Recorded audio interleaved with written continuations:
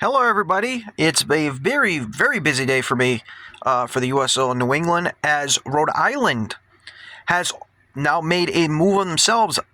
I literally was about to jump into the shower when this move came out, and it's one of those moves where and I'll explain why, but to me, if this was the player from 24, I would be happy with. I have major concerns with the player for now, and I'll explain why.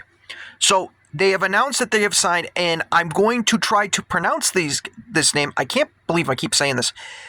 The amount of teams that I cover where they sign players who I can't pronounce is ridiculous.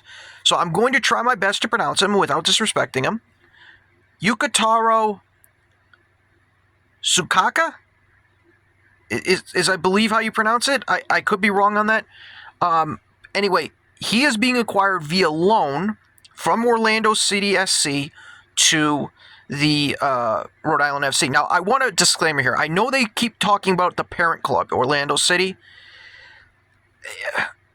This is how I personally see these moves. This is more of a Orlando City SC2 move, their MLS Next Pro, because he hasn't really played for the main club, the parent club, a lot, so even going back to his playing times in 24, and again, he didn't play 25, and I'll explain that in a minute, but most of his playing time since he's been drafted, when he was drafted in the first round of the Super Draft, has been with the MLS Next team, so that's why I kind of consider him more of him with the MLS Next team than he would be with Orlando City, the main club.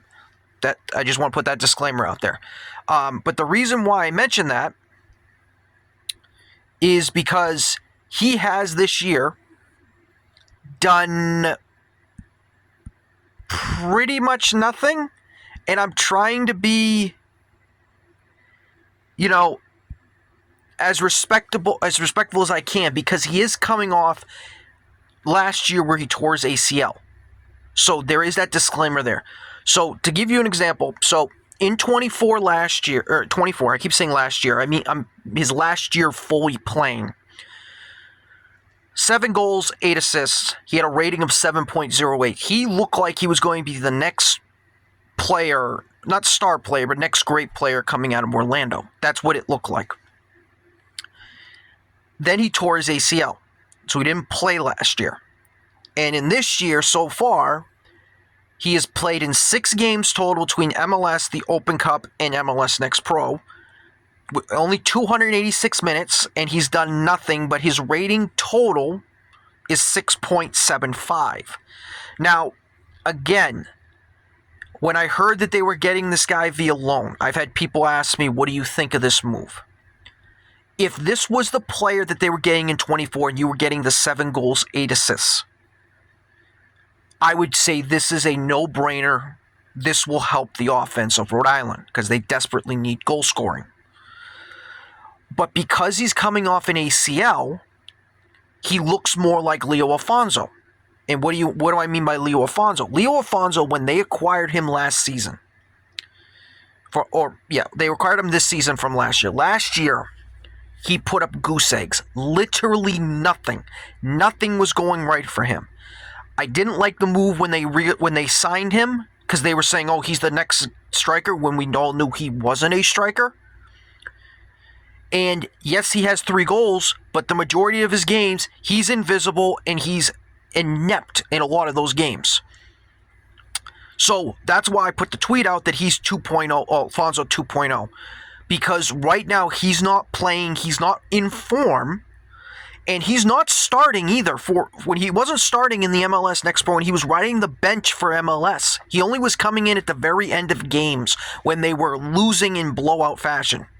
Like, that's not a lie. Like, he came in the 86th minute, his last MLS appearance against LAFC when they were getting thrashed 6-0. So, like, he's not getting the playing time. That's why he's probably on loan. Now, do I feel like if he can return to his numbers in 24? Yes. Do I think he can do that with Rhode Island? I don't know, because when it comes to ACLs, when they're coming off them, even just not just ACLs, but a major injury. To me, and again, there's cases to disprove this as well, but you rarely see the player return to his form right after he gets the surgery and he's been off a year. So that's my concern with him, is Rhode Island needs attacking and they need goal scoring. And I know Connor Smith put out a thing saying he's great on the wing and he'll help. He basically paraphrasing, he'll help their offense at attacking with his speed and everything. I don't know. I'm not in that camp. And the reason is again, I'll take the player, but it's more of, I consider him right now recovering from injury more as in a support role, more than like an attacking role. And then it dawned on me that Rhode Island has been bad with loanies. It didn't dawn on me till I remembered this. So the first loanee they got was Jack Paniotto from the Revs, and they immediately recalled him. Then he came back and he wasn't the same. That was the first one. The second one was the kid that they got from Nashville SC, who everyone was excited for. And I was one of the only people that said he's not going to be here for more than a month because they're going to recall him for their Open Cup run. They did, so he wasn't here that long. And then their latest one was Logan Dorsey, who should have been starting over Leo Alfonso, but he didn't. And so Minnesota United says, screw it, if you're not going to use him, we're going to recall him and send him to Tulsa. And he's producing at Tulsa as a starter. So the history with Kano and loanies has not been good so far. Do I think this one will be different? Probably. But then the question becomes lineup. Because I'm trying to think, if he's going to play left wing, because that's what it looks like to me, he's going to play left wing. What does that mean? Does that mean Quezera goes to the bench? Like that's what I'm trying to figure out. Like who's the one that goes? Who's the odd man out that goes to the bench? That's what I'm trying to figure out. And let me see if I can bring up the last game that they played. Just to give me a general idea against Pittsburgh, because I know they're dealing with injuries and all that other crap. Because I'm trying to figure out who's on that left side. Yeah, they had Noah Fuson, so yeah, he's definitely going to be.